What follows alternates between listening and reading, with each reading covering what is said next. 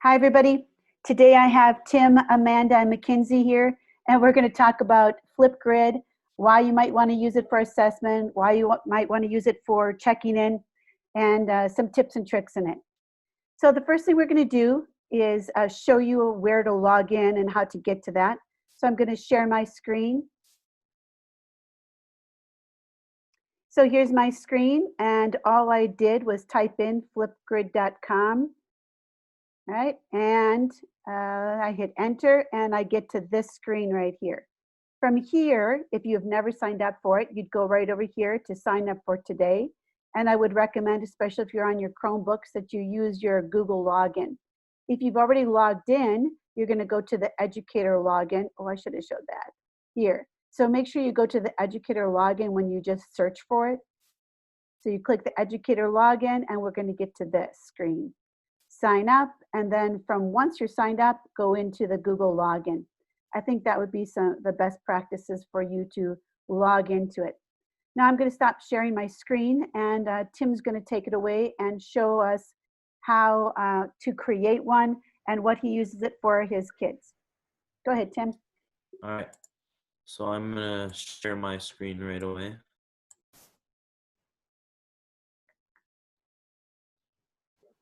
All right, is it showing up there? I just want to make sure. And so I'm on my FlipGrid now. In order to create one, a new grid, you go to add my new grid or add new grid, and then you can type in your class name right here or hour, and then I always attach it to school email. So it's easier for the kids unless if they somehow use a different email. Down here, once you finish that, it says create FlipGrid. So then the students use this to join your FlipGrid if you want to, and it sends them an email. You hit next. Let it load. Oh, for here I have to do all that stuff. But once you get it, it'll pop up as this down here. So this is one that I've created already. For mine, I do a lot of social skills work on mine. So as far as my grade level kids are kindergarten through third graders, and I give certain lessons on there. As you can see some of my lessons down here. And then I also do a check-in, check-out with them. My checkouts are as follows in here, and you can set them up for the whole week if you really want to. Like I have for this week, I have 420, 421, 422, 423, 424, and I activate and hide them as I want them to see that. So the kids don't have to see every assignment right away. I'm just going to click on one of these really quick. So I have mine set up. I went into create one. Now I'm into editing. So this is what it would look like when you're creating here. You can click in and type in what you want. So mine was just checkout 424. And then you can click the amount of time that you want them to be able to record their video. I usually give about a minute and a half or so at most for my kids, just because it's not a lot. Then you can put the prompt in here. So whatever you want them to do, your directions or anything like that. After you do that, then you can put any of these on here as a link onto that topic that you put in there. Once you're done with that, you can scroll down, and there's a few other prompting questions to make it easier for you if you need to make it a little more in-depth for the kids too. So for me, I keep it pretty simple. I usually just utilize this top part here. But if you want more in-depth things, you can put it down here. As far as videoing and having the kids be able to see it, you can customize it how you want them to see it here too. Kids don't have to see other kids. There's certain likes on there if you want them to worry about their likes. If they see it, or amount of views that they get too. So you don't have to do that if you don't want to. And then for me, since I created it already, I'm going to hit update at the bottom here. So I have updated topic. This is what it'll pop up with when the kids click on it. And the cool thing that I like about this, because my kids are a little bit lower academically, this button right here, immersive reader, you can actually click on this. I'm going to play it right away. It'll load your prompt here, and then you can actually play it from the bottom. So they don't even have to read it if they can't read it. So, daily checkout. Whose bucket did you fill today? So for example, that's what you can click on. So it would make that a lot easier for that student to be able to access that. So that's basically what I use and how I use the FlipGrid for mine. So yeah, I think that's about all I have to show on mine. So You said something about stickers. What did you mean by stickers? Oh, so when the kids go on to customize theirs, they're actually better at this than I am, honestly. Let me, I think you got me all jumbled here. So recording a response here, what I just clicked on the bottom, they can go here, and this is what it looks like when they're going to record a response. So they have a bunch of different settings here at the bottom. So they could put a cool filter on theirs to make themselves look cool. A lot of my kids go under the stickers and put things over their faces if they don't want the other kids to see them, or just to kind of be funny. A lot of my kids like these sunglasses ones. They click on that, and you can move it up across your face, so then you can talk like that the whole time if you want to. You can also use the board to kind of change all the different stuff that you want, and add some custom stickers if they want to as well. But that's about how much they can do with it, just to make it fun for them. So then it's not just a plain me talking at the computer face too. They can make that fun, and all my kids seem to like doing that on their face as well. It makes it a lot more fun for them. So yeah. All right, that's awesome. Thanks. You want to stop sharing your screen there, Tim? That was really, Yep. really cool. I think I'd definitely recommend, if it's a first-time user, to start with a really simple question and then allow them time so they can explore with all that, because I'm Yep. sure they're going to love it. Okay, now I'm going to Yeah, have. and my kids, sorry, Go and ahead. my kids just love just the fact that they can hear their voice instead of typing, and because they are more challenged in the typing and writing and things like that, it's easier just to vocalize it for them, that I give that opportunity for them just to talk it out. So yeah. Awesome. I did not know it had that immersive reader, so that's a really a neat thing. Mm-hmm. Do they know to click on it? I mean, is that something you taught them? Yeah, I taught them that, and then it took them a little bit. On the first one, I actually didn't even know it was there either until I was playing around with it, and then I clicked on it, and I just made sure that they knew that. So I think all of my kids actually use that immersive reading for them, so it helps them a lot more. That's awesome. Okay, Mackenzie is going to tell us a little bit more about how she uses it in her middle school classes, and she actually puts it into program. So I'll let Mackenzie take it away from here.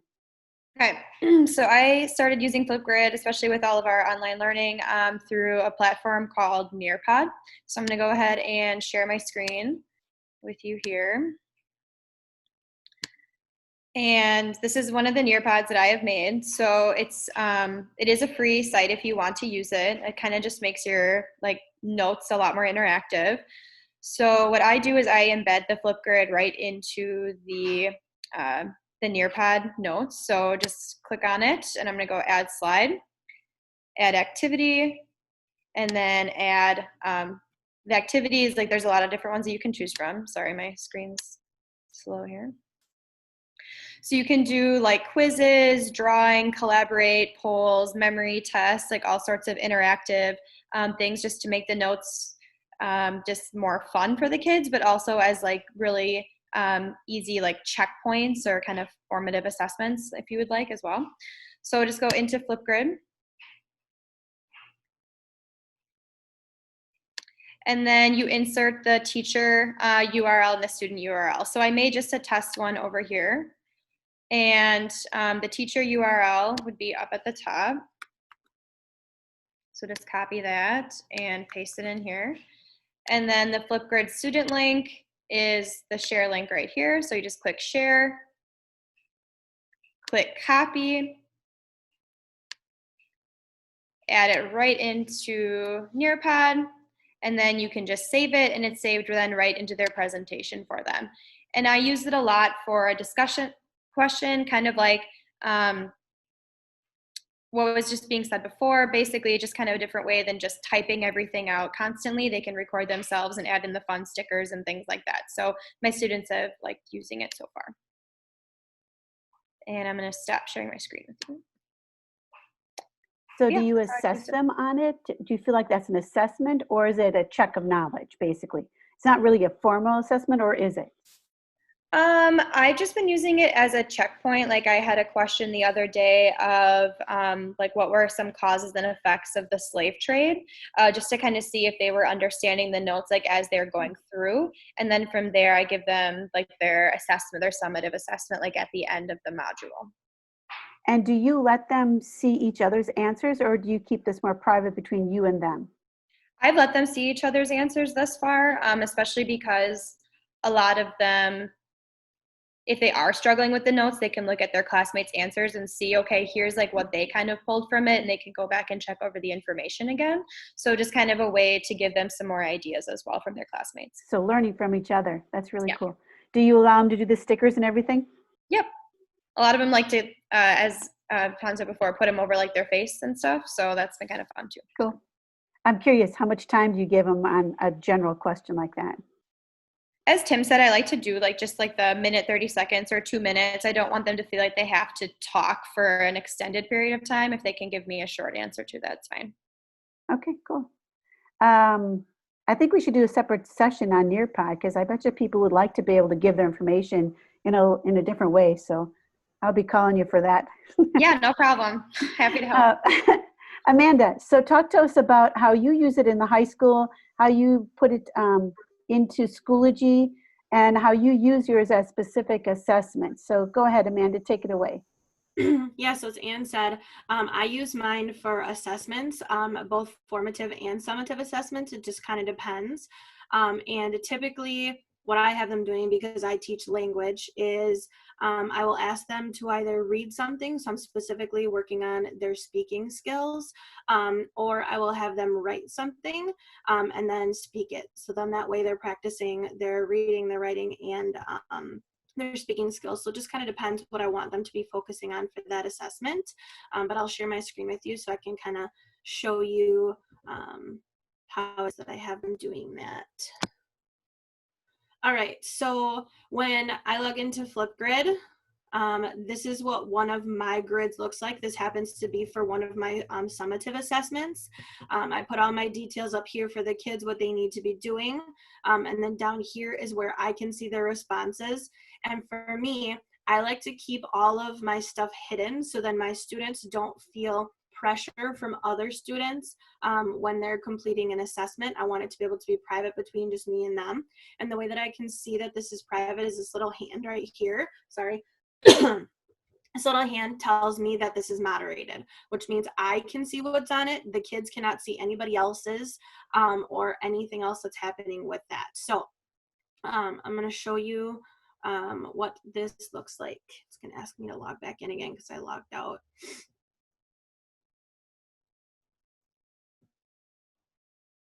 And then I go to my little pencil over here, and you will do this when you create your grid. I have mine set to 5 minutes because my assessments are usually a little bit longer than I'm asking them to do. But really when you're wanting to make changes to things, this is where you want to be doing that. As Tim showed you, you can change it from active to frozen to hidden. So active means that they can see it and they can add things to it. Frozen means that they can still see the topic, but they can't add anything to it anymore. And hidden means it's hidden, so they can't even see that it's there. You can unmoderate it just by clicking that right there. And then you can allow student-to-student replies. If you were doing something collaborative where you wanted students seeing each other people's videos and then responding to them, which you could really do a great discussion that way, then you would allow student-to-student replies. But because for me, I don't want anybody seeing anybody else's videos, I have that turned off. and then you can set your launch date. I always set things to never so I can continue to reuse my grids.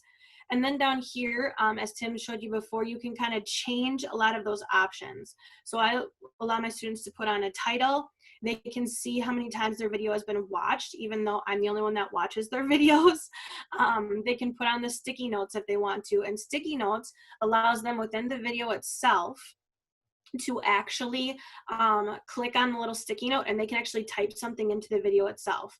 So sometimes I'll have students that share personal messages with me. They'll be like, oh my gosh, that word was so hard to pronounce and I really struggled with it. So then they'll tell me that, and that way when I'm assessing, I know how they were kind of feeling about that assessment. And you actually see that right in the video itself, which is something that I really like. You can allow them to trim and edit their video clips. I actually typically don't allow them to do that because it is an assessment, and they can re-record themselves as many times as they want.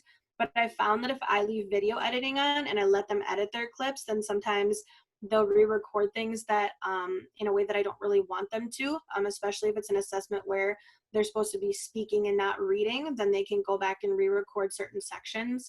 And in order for it to be an authentic assessment, I don't really want them to do that. So I usually turn that off. And they can also post a link to it. So if you said, okay, I want you to write me, for example, for me, for an assessment, I might say, okay, I want you to write me 10 sentences using Sarah and a star, and then I want you to attach the document to the video. And they can actually do that if you allow the attachment of the links. And then of course, Tim already talked about the likes. My kids can't see the likes, so it does not matter. I don't usually turn that on. Then down here at the bottom, this is the part that can be extremely important, especially if you're using this as an assessment tool, is you can actually change the way that you give them feedback. So you can do the basic feedback, which means that you'll be able to assess it on ideas and performance. Or you can do custom feedback, where you can see here, I've created my own. I have presentation and pronunciation. And then I can give them custom feedback on there, and you can edit those as well, or you can add more criteria. So it kind of depends exactly what you want to be doing for assessing, and then I update my topic. And then Mackenzie showed you how she shares it on Nearpod, and then I'll show you how you can share it via Schoology, and I think you can do it via Google Classroom this way too. So you just click share, and then you can see here if you want to share it in Classroom, it's super easy to do. All you got to do is do the share in Classroom and then put in everything that you want, and it will automatically upload it into Classroom for you. If you're using Schoology, what I do is I just copy the code here, and then I go into Schoology, which this is that same assessment in Schoology. And right down here at the bottom, you see FlipGrid, submit videos here. And then all of my grids have a password on them because I like to keep them private. Like I said, I try to keep this as private as possible because I use it as an assessment. So my password always stays the same, and all my kids know that. It's always my last name with a capital K, and they have to enter that when they go in, and I'll show you what that looks like in just a second. But in order to put in a link, it's super easy. You just go to add materials, and then I do add file link or external tool. You do link. Then you paste the link in the top one, which that's that link that I just copied, and then you put in a title. For right now, I'm just gonna call this practice. And then you click add. And then all your students have to do is go in there and they open it up, and it will take them right to that grid. I always tell my students not to record it directly in here because they need to actually log in order to be able to do it. So I don't tell them to go there, I tell them to go to the actual link. And then they have to put in that password as I told you.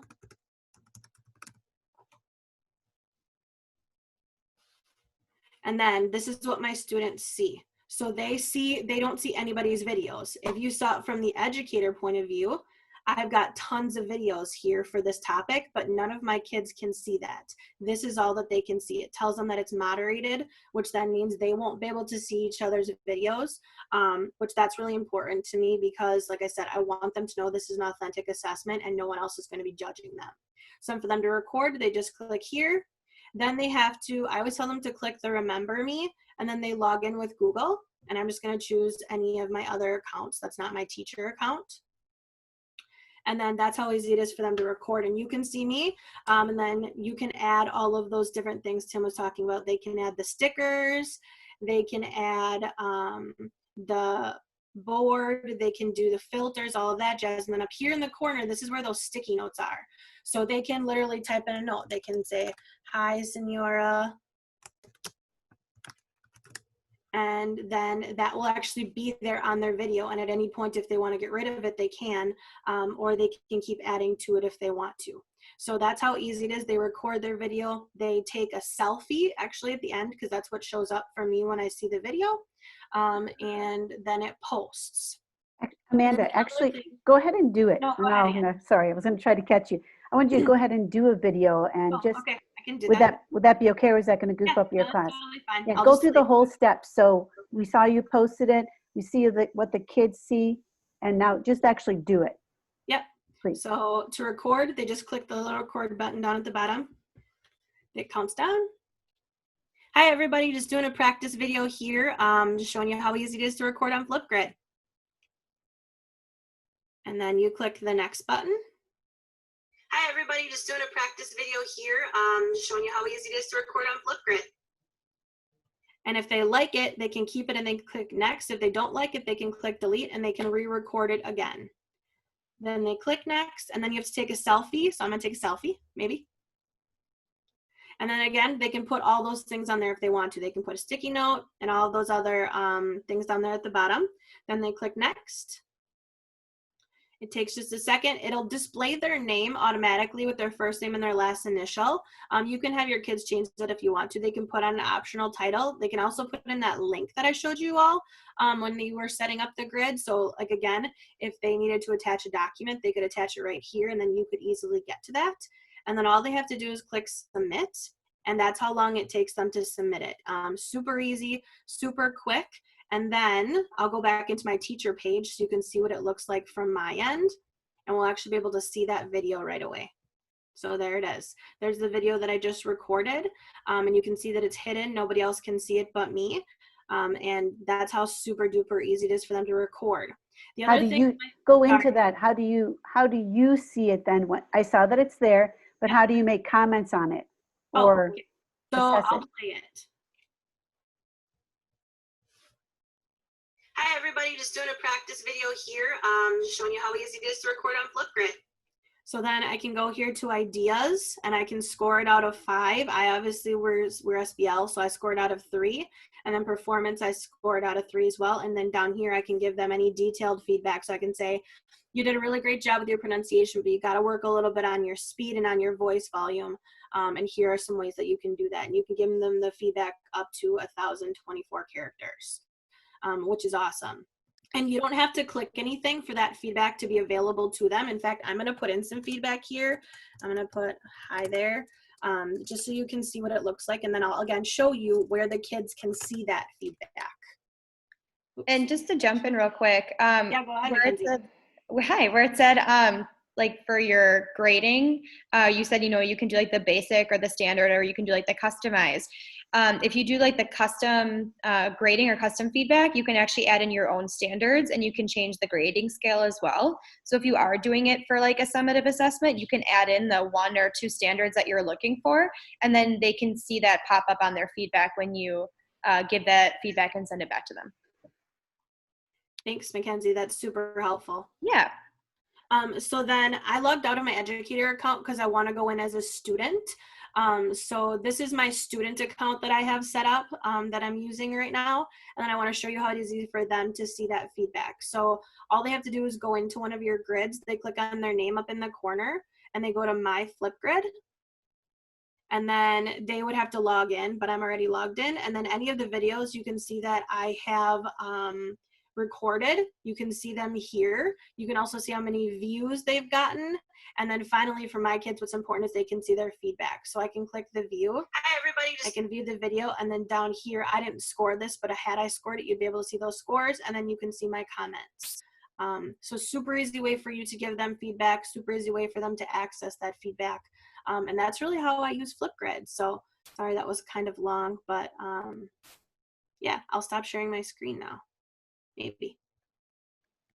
And did you want me real quick to show the Google Classroom users how you can post right to Classroom? Right. It's a little bit different. And am I getting this straight? Like if I post it on Schoology or if I post it on Classroom, I'm not going to grade it there. I'm going to go right into my FlipGrid account. Is that correct? Mhm. Okay. Yes. All right. Mhm. Yeah, go ahead. Show us a classroom, please. Yeah, sorry about that. I didn't show that. I just know it's like a little bit different, obviously, if you're a Schoology user or a Google Classroom user. So I'm going to go back to my test topic here, and then you can see it does say share to Google Classroom. So I'm just going to click right there. And then I'm going to choose my class. And I'm choosing an action. So if you are doing it like Amanda does, where you're making like an assessment out of it, you can make it an assignment, you can ask it as a question, you can make an announcement for it on your page, or you can create material. So I'll just do the assignment. And click go. And then I'll title it as test just for right now. I can give my instructions for the students below. Please open the FlipGrid for your assignment. And then you can also change it to be scored. You can add your due date in, and if you want to put it under a specific topic, you can do so as well. So say that I wanted it under my current events discussions or my westward expansion, I can put it under there, and then you just click assign and it'll pop up right away. Can you do multiple classes? Yes? Yes, you can. So I only have one class right now because of the online learning that's changed, but I could click on my PBL class, and you can click multiple classes at one time then and add it in as an assignment. Can I jump in really quick there? Yeah. Yep. Instead of the all students on the right too, you can click on that and choose specific students that you want to send it to if you don't want to give it to everybody, or if one kid is in that class and not in another class, you can do that too. Exactly. That's a really good point. All right, I'm going to stop sharing my screen. Wow, all of this has just been amazing. I think it used to be that FlipGrid was paid. It's not paid anymore. Isn't that correct? Or it had limitations. You could only do one grid. Now it's unlimited. Is that right? Okay, fine. I can Yep. imagine a reading specialist saying, I want my child to read or my student to read, and being able to just send that out.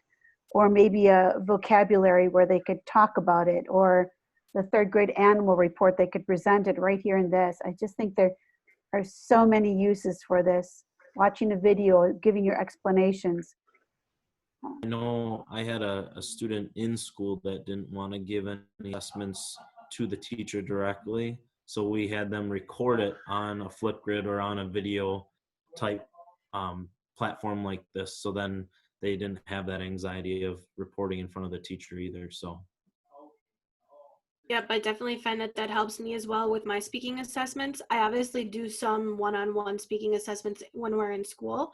I don't have that opportunity anymore, obviously with this school year, but it helps the students a lot who have test anxiety, especially if they're going to be speaking another language in front of somebody else. They're always a little nervous about it. So giving them this opportunity to practice like this is super helpful for them. I understand there's some math teachers who are concerned about whether their students are understanding or not, or getting answers from other people. If they did their problem and then had to explain it with the FlipGrid, I mean, they couldn't see the screen more or less, but if you explain how you do it, well, they'd have no doubt whether they'd understood it or not. I just think this could be a real game changer as far as authentic assessment. I mean, they could have somebody tell them how to say it, but at least they're saying it, and you got to know that if they can say it, they got to know it. Wow, well, this was really amazing. I'd like to say to anybody watching this, feel free to reach out to Mackenzie, Tim, and Amanda. I didn't ask you about that. Hope that's okay. If you want to know more about how they're doing it. And for myself, if you want to join in a class, we could create some. I could send you a FlipGrid just to practice it, to see what's like on the student end, or I'd be glad to guide you through creating your own. So I think this is going to be a really good thing to be able to check understanding in many different ways. So thanks everybody for joining us, and I really appreciate you doing this for me.